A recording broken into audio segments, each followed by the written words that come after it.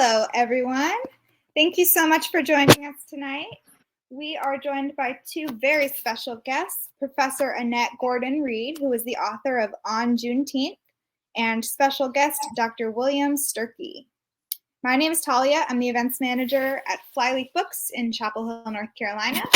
We are so grateful to our partners at the Town of Chapel Hill and Community Arts and Culture for including us in their inaugural Juneteenth Festival. For full festival info, you can go over to chapelhillarts.org. I will go ahead and put the link in the chat. And if you're new to Flyleaf, I encourage you to scroll through our events on our Crowdcast profile. You can click on the Flyleaf Books logo above our heads to see all of our future events, as well as all of our past virtual events. All right. I have just a few quick housekeeping notes before we get started. If you'd like to support the store and our guests, you can order a copy of On Juneteenth or Dr. Sturkey's book, Hattiesburg, from the green link just below our faces. And we are open for browsing, so you can come in and support us in person or buy a copy online. Okay, let me introduce our guests so we can get started. Professor Annette Gordon-Reed is the Carl M. Loeb University professor at Harvard University. The author of the Pulitzer-winning The Hemmingses of Monticello, she lives in New York and Cambridge. Her new book is On Juneteenth. And Professor Gordon-Reed is joined in conversation tonight by Dr. William Sturkey, who is Assistant Professor of History at UNC Chapel Hill, where he teaches courses on African American history and the history of the American South.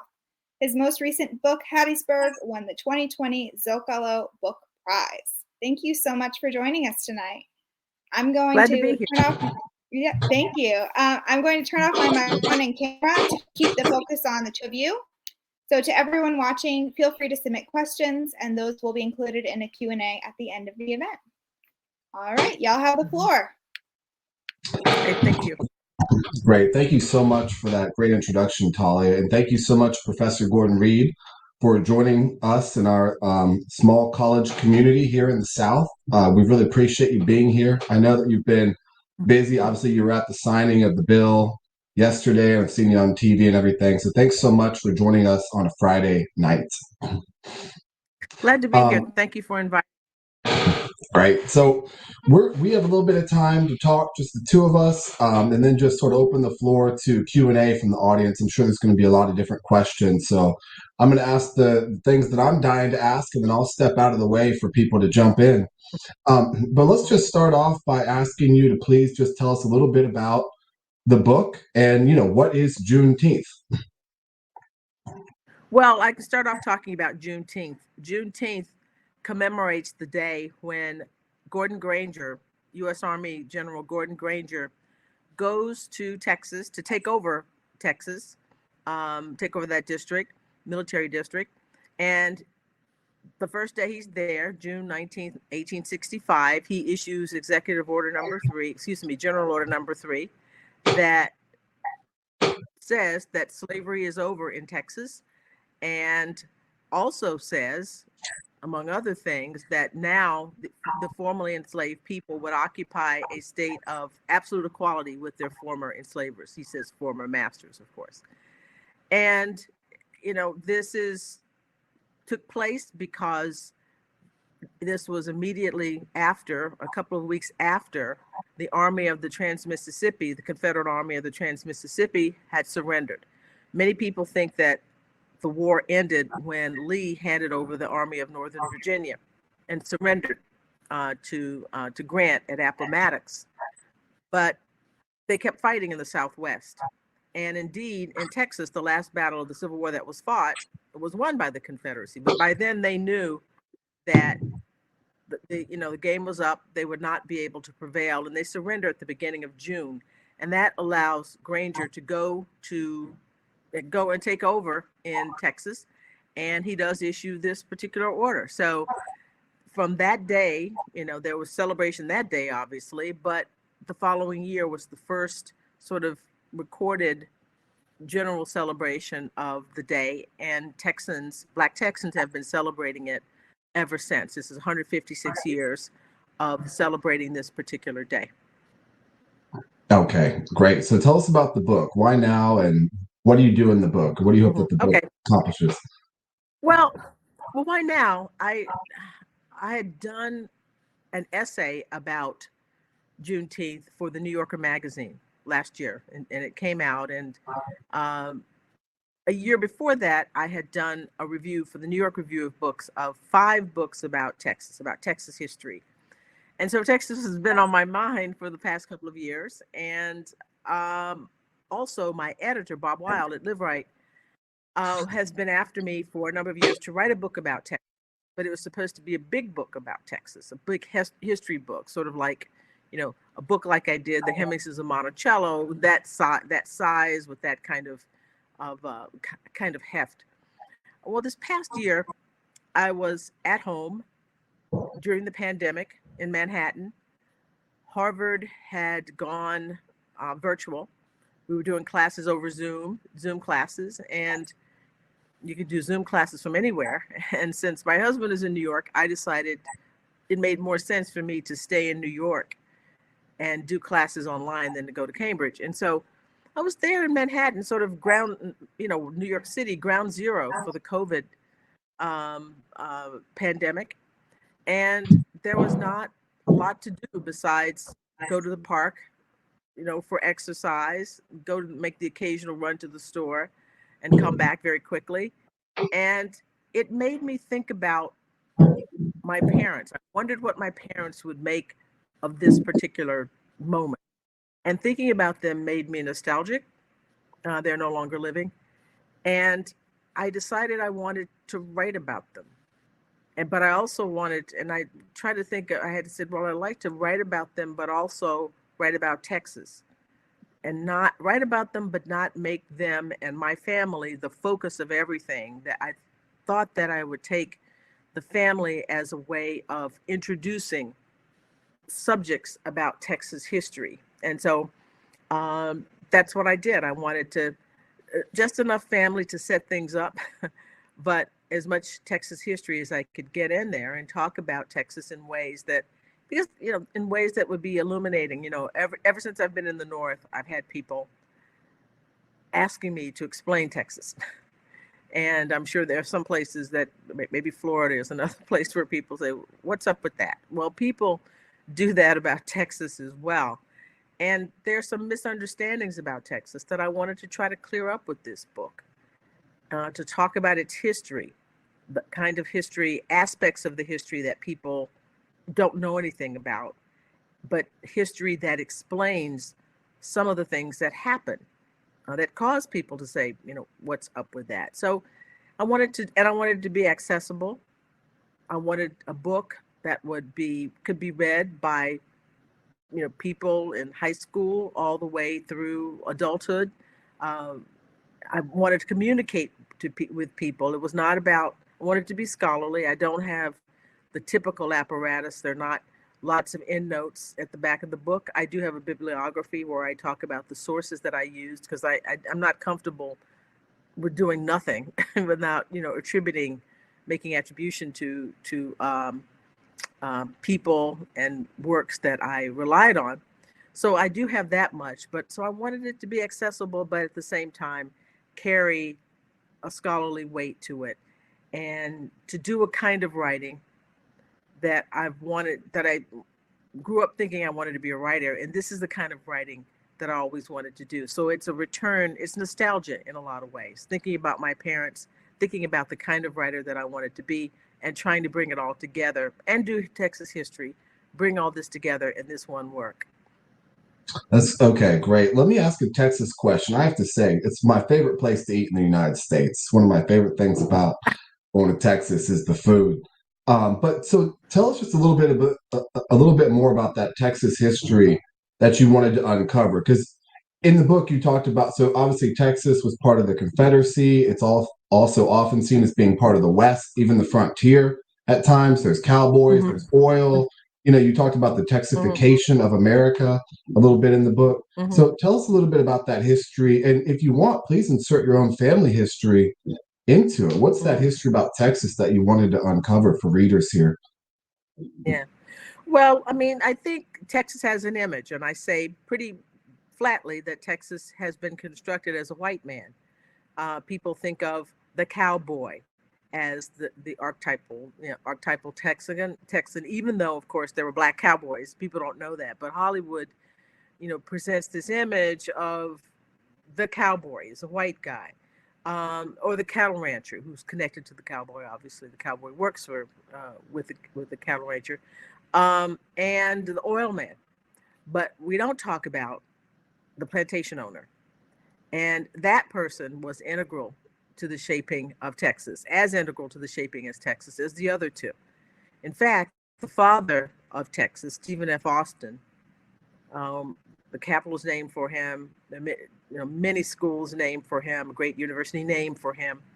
And he was the person who brought sort of the impresario who was given the right to bring settlers into what was then Mexico, a province of Mexico, and settle them. And he knew and said flat out that these people would remain poor most of their lives if they were not allowed to have the institution of slavery. The aim was to turn Texas into, or make it become a part of, the cotton empire that was growing, that was gathering steam and was getting power in the 1820s.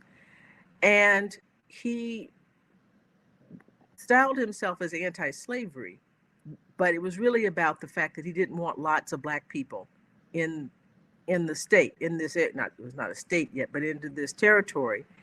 But at the same time, he knew that it had to be there. So he and other Texans were always nervous because Mexico was hostile to slavery. They actually outlawed slavery, and they looked the other way for the Texans, the Anglo-Texans, because they wanted them there again to have as a bulwark against the Comanche and other indigenous groups that they were fighting with.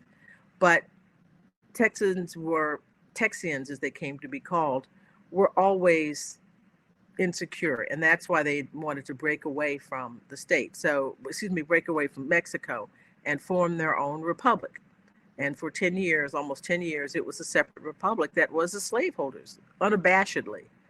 It's not like the American Constitution that kind of hides slavery, talking about persons held to service, and that it's clear. The provisions, are all in on slavery and all in on white supremacy as well. They say that black people could not be citizens of Texas, and that they couldn't migrate there. Free blacks couldn't come and live there without permission, which probably would not be granted. But you get a sense of a combination of slavery and white supremacy. Well, those two things went together here because in the United States, because slavery had a racial basis to it. So this part of Texas, you can't have a society, a slave society, even when it ends, with all of this, just all of the effects of that just kind of disappearing. So the racial problems that appear in Texas, some of the voter suppression, all the things that we're talking about today, the touchiness about talking about race, all those things have their origins in this fact, the fact that this was a slave society. And again, as I said, most people think about Texas as the West and cowboys, but not plantation. So I wanted to talk about that. And my family has been in Texas on my mother's side through one line since the 1820s, and my father's side at least the 1860s. And all four of their grandparents, all those people had their antecedents in Texas very closely. So we've been there forever. And I wanted to talk about what it means to be from a place that is difficult for Black people, as difficult as it is. But at the same time, members of my family love, and I love, and members of my family where they have remained. When members of my family left their towns, their farms, and went other places, they went to Houston, or they went to Dallas or Austin. I mean, I'm the one who kind of struck out and went to went off to college to New England and law school in New England, and most of my family is still there. I don't have family all over the country. Most of my immediate relatives are in that state. So I wanted to talk about that. Since we have this long history there, I wanted to talk about there, what it was like, to be there, and the historical events that helped shape Texas. Yeah. So how did you all celebrate Juneteenth in your youth? What are your memories of Uh, Juneteenth growing up? well, the memories are of a family celebration, family coming together, cousins, aunts and uncles, food, good food. There are foods that are associated with Juneteenth. Red is red food is associated. So we drank a lot of red soda water. We called it basically strawberry soda. Something called Big Red. I don't know what is in Big Red, but it's red, and so that fit. I read somewhere that in olden times, when the original red drink was hibiscus tea that people drank for Juneteenth, and for some reason, goat. My family didn't partake of that, but that's we had other kind of barbecue, but that was one that was supposed to be a part of the menu. And in my family, because my grandmother had a recipe that actually she'd gotten from my mother for making tamales. Tamales in Texas are holiday foods. People order them for the holiday, and so they would order tamales for my grandmother, who was using the money to help build a church, St. Luke's United Methodist Church, to build a new church for the Methodists who live there.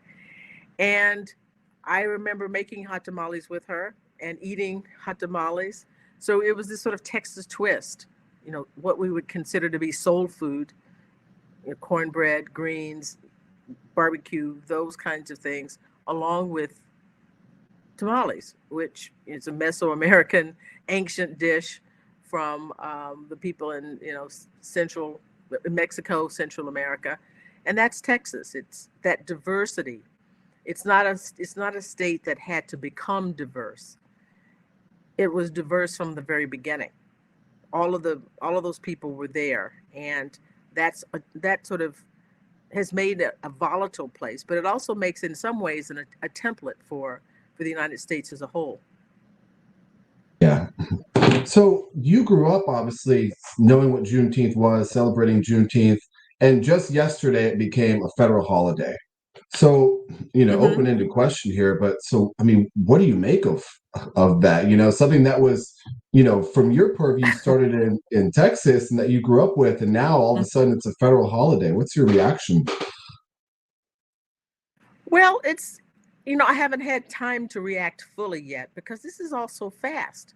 I mean, I knew that it was likely to become a federal holiday because it came close last year. In the Senate, there was only one person who blocked it, and he relented this time and it went through. But from, was it Wednesday or Tuesday? And then all of a sudden, the Senate passes it unanimously, and then the House, and I thought the president was out of the country, and he was actually, but he came back, and yesterday, and I got the invitation in the morning. Can you come down?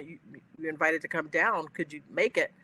And the next thing I know, in a couple of hours, I was on a flight down to D.C.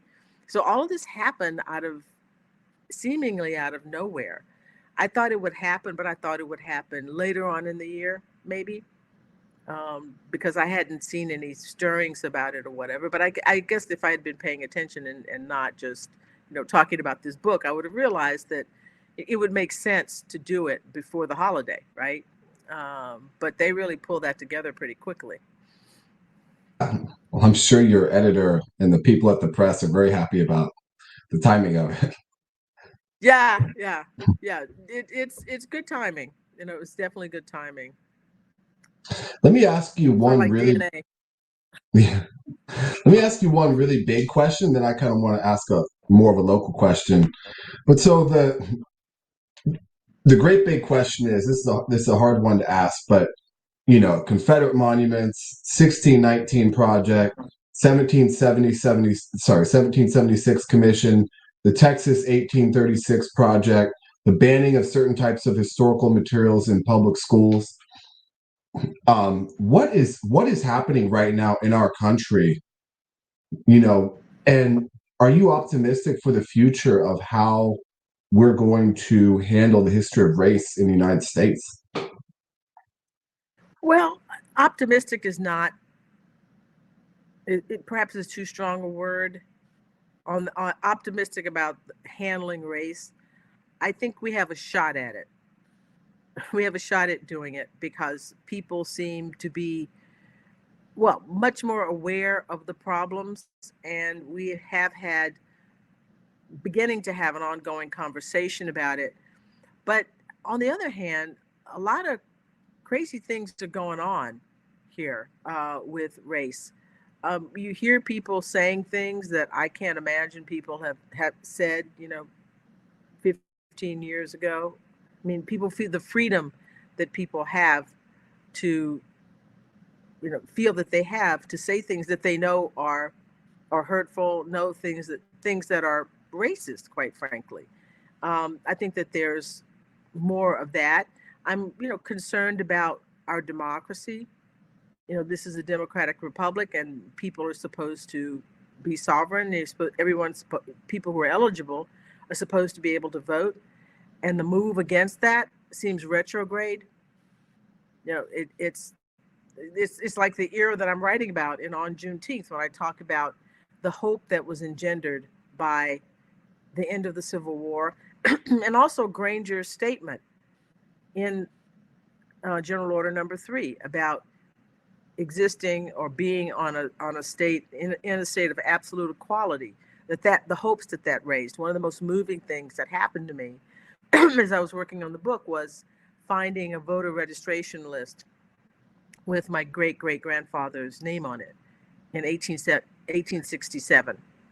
And I think about a person who must have had such hope about being able to be a citizen, to exercise the franchise, and then to know that, just a decade or so later, all of that would be taken away from them with the end of Reconstruction and the pullout of the troops from the South, and is basically do what you will with the Black people in your midst.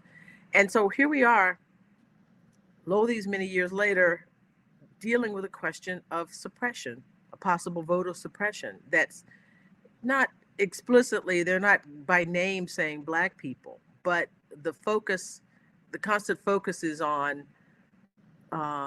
jurisdictions, places where Black people live.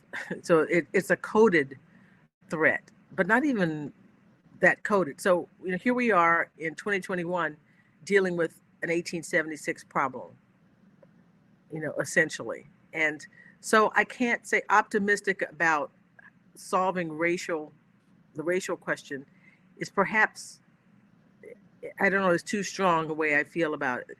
It's too strong a way of putting the way I feel.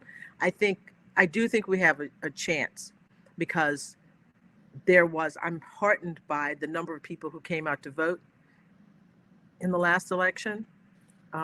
They were doing the best that they could in Texas. But I don't know. It's, as a historian, well, you well know, we can't predict the future. It doesn't, every time period is unique. It has certain attributes of the past, but there are different mixes of people, different mixes of circumstances. So I can't say that I'm optimistic about that particular question. I'm optimistic about, perhaps, rescuing, but people paying more, the electoral politics. I'm optimistic about people wanting to participate and pushing back against some of these efforts. But the racial question is somewhat different, and I won't say that I'm as optimistic about that. Yeah. And I think that it's probably worth reminding that, when states were passing these Jim Crow laws to disfranchise people in the 1890s and early 1900s, that they didn't, back then they didn't say, no, this is for, to prevent Black people from voting in this new law, right? They had to get around that 15th Amendment. And even though the media at the time might have said, well, this is about Black people, the states were able to just do it anyway. And I see a sort of similar dynamic. Everybody knows who it's for right now, but there's this sort of plausible deniability because the law doesn't say, hey, I'm a racist law. Yeah. No, that's not how it works. And yeah, exactly. They know that you pick the things that you think are aiding these communities, helping them vote, whether it's drop-in vote, drop box voting or mail-in voting or whatever, and you attack that and, figure that it's going to work. So it's really disheartening and depressing that in a country that could be a beacon to the world and could set a good example for the world about democracy, our form of democracy, to see this kind of stuff happening. But this is, the legacy of racially based slavery, of white supremacy, teaching people that Black people are inferior. And that's going to be a tough nut to crack. I'm afraid there's not an easy answer to that. Yeah. In this ongoing moment, what would you like to see happen in terms of public engagement with our racial history? Obviously you've been studying these things for decades, and it seems as if it's in the conversation, it's in the national conversation as much as ever, at least in my own lifetime. And I'm wondering, what would you like to see in the future as we, continue to help engage the public with our nation's racial history? You mean in terms of the engagement? What kind of what would engagement, I like to see? Well, education, monuments, whatever it might be. Well, I would like for people to come to grips with, to be willing to come to grips with the bad things that happened, the tragic things that happened in the past, and not feel that they have to hide, feel that they have to find some way to absolve people in the past from the things that they did. I mean, but at the same time, I would like for people to see the past in realistic terms, to be able to say, all right, these people, my ancestor did these particular things.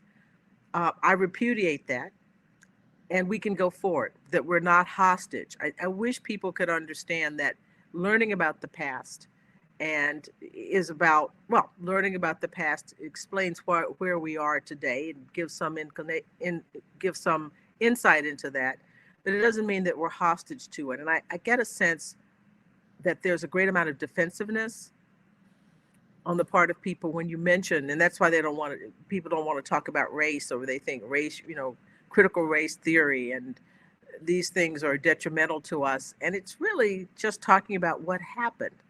And that response tells me that the level of defensiveness is really high. And I would wish people could get beyond that and look at the past, see it for what it is, reject the things that were wrong, and celebrate the things that were good and move forward and have a more mature attitude about, not just famous people, the people who get monuments, but just the past in general. We're not hostage to that. And so, if you would just think that while it's important to know these things, it's not totally a reflection upon you. You didn't do those things. You have to recognize the ways in which we're influenced by it, but we're not hostage to it. So I'd like a more mature response to history and the past, actions and people in the past. Yeah. I think I get one more question, and I'm going to ask you my local question about our community here. Yeah, well, so we are a pretty liberal for the South college community, small town here, and we've been struggling with several things over the last few years. We had this Confederate monument. We've had all these, stories popping out here and there. Well, this person said this person did that. And of course, we live in a place that was a slave society. So, you can't walk 4 or 5 streets without hitting what used to be a plantation or a road named after somebody that owned slaves or a building named after somebody that owned slaves. The little town next to Chapel Hill is named for a guy who came from a wealthy slave owning family, and he later belonged to the Ku Klux Klan and said all these vile things. And so, that's something that our community has sort of struggled to come to grips with because it's just everywhere. It's like every corner you turn, there's like, well, listen to the history behind this name. And so I just wonder if you have any advice for sort of local communities dealing with these in smaller scales, how, as we sort of struggle to navigate and think about these histories. And then if I could even just add on to that, if you want to say anything to maybe some younger folks in the audience, there's a lot of teenagers especially and even younger that are just so supercharged to learn about their community history. But I think we're all encountering sort of the sort of ominous weight of what this place used to mean and who lived here and all the disgusting vile things that they did. So that's something I think we're struggling with. So I'll leave it there. That's a tall order here to come up. I mean, because it's so pervasive. It's not like a situation where there's one guy, a Philip Schuyler's statue in upstate New York or something like that. You're right. This is all over your society. And I imagine, or I know that there are people who are dead set on keeping all of that and not changing any of all of that. But, there has to come a time when you have new heroes, I mean, there are new casts of people, there are new people to name things for. And instead of thinking about it just in terms of, denaming or whatever, if there's some way to think about renaming things in ways, bringing new people into the mix. I mean, just because no generation should be allowed to have all the monuments, to have all the names, to have all the, and in perpetuity, nobody gets a shot at anything and any kind of changes. And so I don't have a precise answer for you because the difficulty is, as I said, is that it's so pervasive. But if you could begin the process of transforming the landscape or transforming the architecture, the naming, all of this by bringing in modern heroes, people who are not involved in that or alternative, I think that's a way to go. But I have a feeling, I know that you will be fought tooth and nail about this. In what kinds of, I should ask you, what kind of efforts are being made?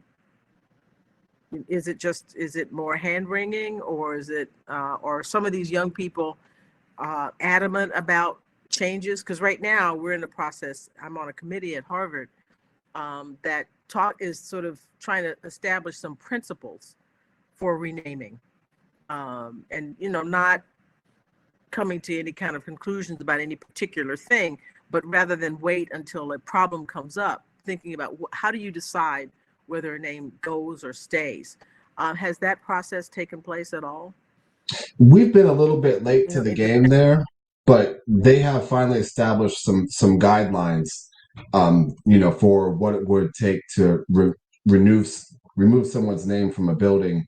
We're still working on on guidelines to rename buildings, but it is, our campus wouldn't exist without slavery.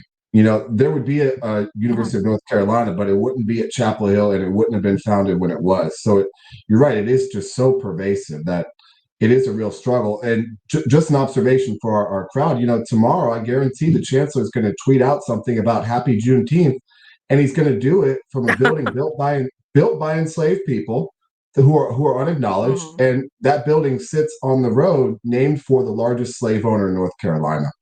So it's just been a real struggle, and as you said, there's a lot of resistance. Well, I mean, and that's the thing that people have raised about Juneteenth as a holiday and what happened this week. There's a fear that will be used to try to gloss over a lot of stuff. But I don't think it's going to work. I don't think most people know the difference between a holiday. What we're talking about with voting rights and police reform, all those kinds of things are those are life and death issues and central to, our survival.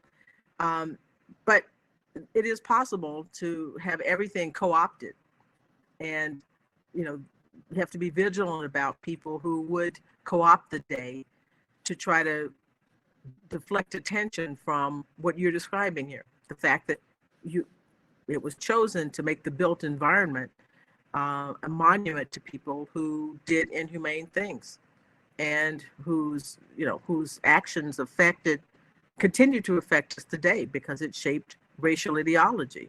I'm not answering your questions because it's so hard, but everybody, we're doing it at Harvard, where obviously the signs are not so visible, and it's not Chapel Hill.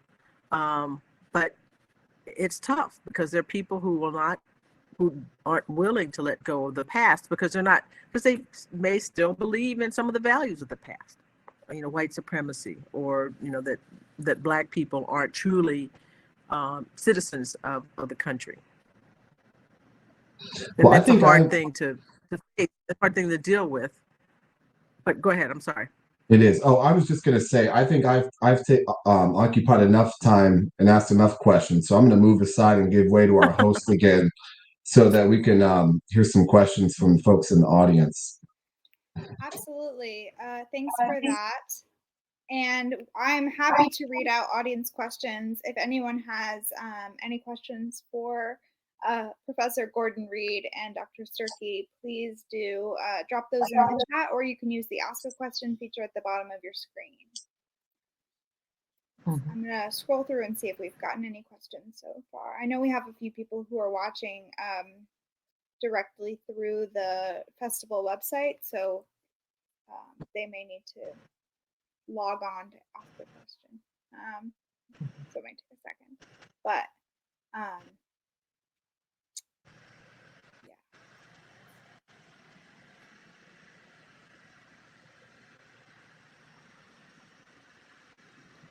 Dr. Sturkey, if you have anything else you want to ask briefly while we wait for question comment, would be fine.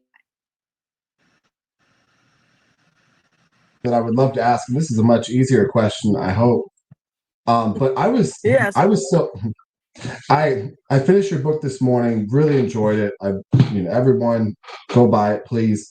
But I was so interested in the way that you inserted your own personal experiences in this book. And so, like, we had, you and I, we talked a little bit about, obviously, you grew up there and your family celebrated Juneteenth. But I was just wondering, how do you do that as a historian? What led you to do that? Talking about going to school and everything. Yeah. Well, I mean, it's called On Juneteenth because I talk about what happened on the precise day, and in the immediate aftermath of it. But it's on Juneteenth because I think Juneteenth as a representation, as a way of seeing slavery and the aftermath of slavery in Texas. That there was a fallout. There was a precursor, and then there was a fallout from it. And so I could talk about the day, but talk about Texas up until that point and after that point. And I talk about the fact that when I was 6 years old, I integrated our town schools. And that is, obviously related to the question of race, related to the question of a racial hierarchy. Why was it that the kids in our school and our towns went to separate schools? Why is it that when I went to the doctor, we had a separate waiting room and for Black people and white people, and our waiting room was smaller and less well appointed? And when we went to the movies, we sat in the balcony. Blacks had to sit in the balcony. What was that about? There's a reason for all of that. There's a road to those particular moments. So I thought that even though it's about me personally, my family story, that's a part of history. We were shaped by the history of that place. And so I thought it was fitting, if I'm talking about leading up to Juneteenth and the aftermath, to include that story, because that grew out of the racial ideology that was created by slavery. and the violence that existed in my town in previous years, the lynchings, those things grew out of all of this. So I wanted to show that, well, we all are a part of history. You know, we are our personal stories, the things that happen to us are shaped by the historical context and historical context that came before us. So it's also a kind of writing that I always wanted to do. When I was growing up, I thought I wanted to be a writer, and I thought I would write, you know, essays like James Baldwin or something. You know, you think of that kind of writer, the person who does some journalism, essays, maybe a novel, maybe a screenplay, go and live in Paris or something like that. You know, the romantic vision of what a writer could be, and that's not what historians do. Historians are typically more detached. We're not doing, you know, unless we're doing something on the side, personal essays. That's not part of what we're doing when you write a monograph. So this was a return. You know, I mentioned before being nostalgic, thinking about my parents and so forth. This was a return to something I wanted to do when I was young, that I thought I would be doing as a writer. And it required having a different voice, you know, be a more personal, intimate tone, a more accessible to a reader, to try to have the reader identify, you know, to see the world as you see it, to write in a way that you can see the world through your eyes. And it was fun.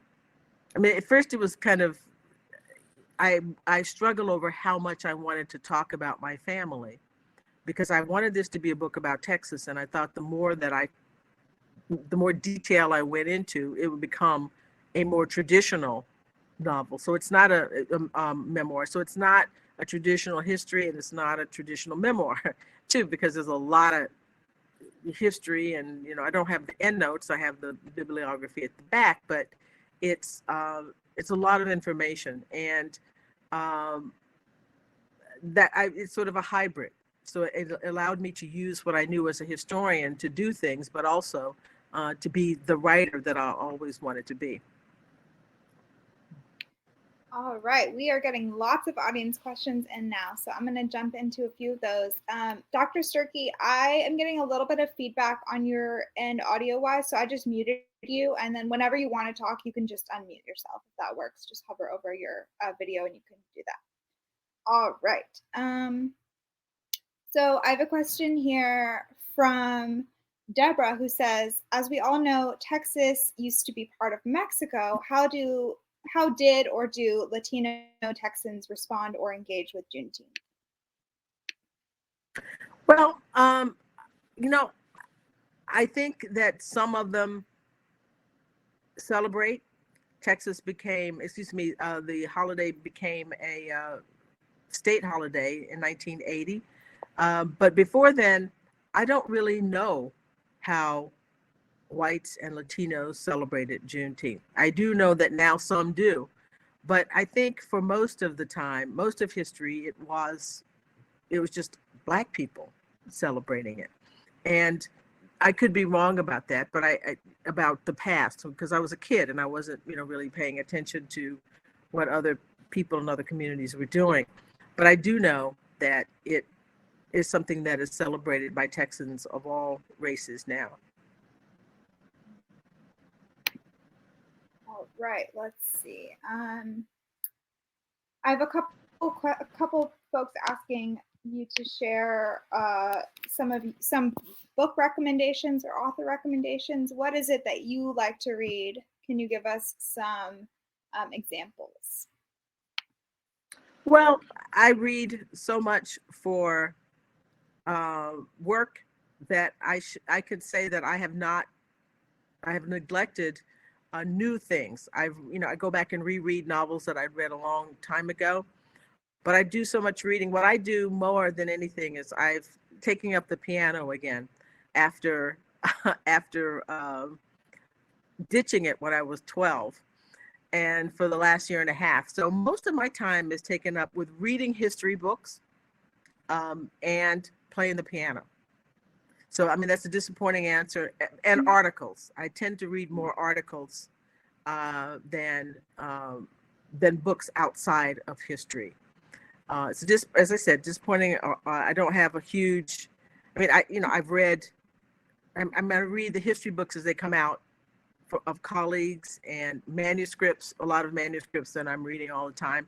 But my available time now has been devoted to music. Any extra time that I have. I think that's great. Anything you can do to maintain balance in your life, I think, is a good thing. Yeah. Yeah. Okay, let's see. A question here from Lucy. Looking forward, how can we ensure that Juneteenth becomes a time that we celebrate our diversity so that it will become a holiday for everyone? How would you like to see Juneteenth celebrated in 2021? Well, I think the thing that people should emphasize is that Juneteenth is a family holiday. I mean, it's about gathering together the family and communities. And family doesn't just mean blood relatives, but people you love, being with people you love, and eating food together, communing together in that way. And I think that's something that everybody could get behind. It's not a racial thing, a strictly racial thing. And I would hope that people would continue to think about the educational value of the holiday. The holiday is tailor-made in some ways for history and for education because there's a story and you have to figure out what happened, why it happened, what were the effects of all of this. So I would want people to, I think if you emphasize the historical aspect of it and how it was about Texas, but it was about the Union. It ends up being about the American Union and the salvation of the American Union, which was an important thing to Americans. So if you emphasize family and history, I think that those things can be of interest to everybody. It's not just a Black holiday. As I said before, I don't know that people didn't celebrate it before it became a state holiday. I do know that in the years leading up to it, I saw, people talked about it in the news. It was reported as a news item in Texas. This is Juneteenth, and they would report on the parades and so forth. So I think people in the community, outside of the Black community, got more of a sense of what is going on with it. And now I know, and I've seen that people of all races celebrate it. And so I would like to see that continue and give the message that it's not just about Black people. The fact that it's a national holiday tells you that it's not just about one group of people. It's something that everybody has a stake in. Mm-hmm. I have a question here, speaking of education, a question here from Seth, who asks about the role of whitewashing history in K-12 curriculum and how that has impacted the perpetuation of white supremacy and what we can do about it going forward. I think it's gotten better. Certainly better than when I was a kid in the dark ages a long time ago. I think, as a matter of fact, some of the stuff that's going on now, these legislation designed to stop people from talking about race and all of those kinds of things, I think that that's a backlash. That's a reaction to the fact that schools are becoming much more open and inclusive and talking about race and issues. I mean, textbooks are one thing, but there's so many other media for teachers to use now than textbooks. And I know from the Gilder Lehrman Teacher Institute, things that I've been involved in, and other initiatives involving middle school teachers and high school teachers, that teachers, they're out there, they're in the forefront of talking about some of these things. Not all of them, obviously, but I think the whitewashing was less than when I was a kid. And I think that it's gotten to a point that people feel that they have to react to it. The fact that there are more people talking about race and talking about these issues than ever before. Mm-hmm. So it's going to be interesting to see that this legislation could have obviously it's intended to have a chilling effect. Just as we were saying before, these laws didn't say, oh, I'm a racist law. Here the real effect of it, will be and telling people, having people say, look, I'm not even going to bother. I'm not going to try to get past these kinds of things if they're successful. So it's a worrisome turn of events. But I think these kinds of reactions come because people are fearful, and they may have reason to fear because there's much more talk about race and much more open talk about slavery and the legacies of slavery than in previous generations, I would say. Yeah, I like that perspective that just because there's some reactionary legislation in the works, it's kind of a sign that we're moving in the right direction because people are, reacting to something good happening ultimately. It's a very glass half full perspective, and I like it. All right, I have a question here from Chantrell who says, do you think that once the pandemic is done, global conversation on race will still be at the forefront of our discussion? How do we keep this topic relevant? Well, America gets tired of everything, has an attention span, and things move, away to something else. But I still think that it has been a transformative moment. Even if we don't continue at the same pitch, because we can't. I mean, last year, it was just astonishing, the number of demonstrations, marches, not just in the United States, but all over the world. It can't keep up at that level. But I think it will settle down to something that was more than when it started. People have an awareness now about Black and policemen and the Black community, of the problems that exist in policing in the Black community. People are talking about talking about these questions. I've seen some indications that some whites are sort of backing off a bit from enthusiasm for Black Lives Matter and so forth. That is to be expected, but I still think that the point of equilibrium where we end up hopefully will be at a higher level of understanding than before all of this started.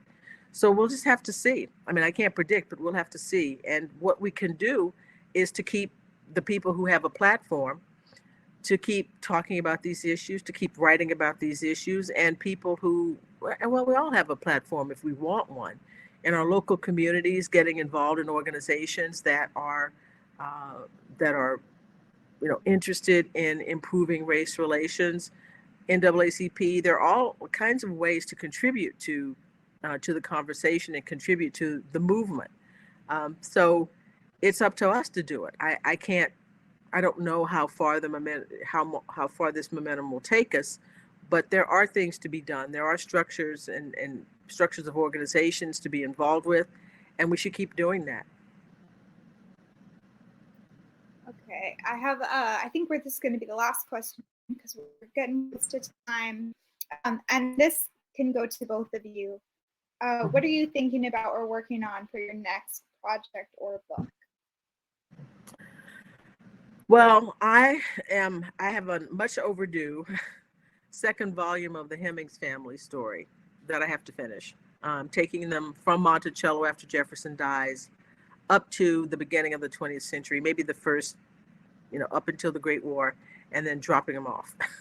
So that's the next thing I want to work on. Once I get through this phase, I'm going to go back and can go back to the archives. I needed to travel to finish this, but I couldn't. That was the other reason that this was a propitious time to write this book when I couldn't get to archives. So that's what I'm working on. Dr. Sturkey? After learning all this exciting stuff about Texas, I'm going to write a Texas book. Yeah, you should. I'm actually totally kidding. I really am writing a Texas book. I'm writing a biography of a Mexican-American man named Roy Benavides, whose family goes back to 1820s Texas. So I've spent a lot of time in the state, the eastern part of the state. They're from DeWitt County. And so that's where I've been eating all the food. And his papers are in Austin, which is a nice city to visit. Great food, really great food. Yeah. I think it's all the different people, all the diversity of the Oh people. yeah, And I should absolutely. say one thing that happened after Katrina, and lots of people from New Orleans moved to Houston. We now have crawfish, which we didn't have when I was growing up. So it's like, I mean, it's wonderful the way cultures do that. They come and they bring. Now we have soul food and tamales and crawfish, something we didn't have before. So, yeah, it's a great town for great state for food. Yep. All right, we're going to go ahead and wrap up tonight. Thank you both so much for your time. I really appreciate it. I'd like to end with a few quick reminders. If you have not yet purchased your copy of On Juneteenth, we encourage you to buy your copy from Flyleaf. You can click the link just below our faces to be taken to our website, or you can buy Professor Gordon Reed's newest book on Juneteenth, as well as her past books, and Dr. Sturkey's books are listed on there as well. And if you are interested in checking out some of our future virtual events, you can click the Flyleaf Books logo just above our faces. We also really encourage everyone watching to get engaged with the rest of the Chapel Hill Juneteenth Festival.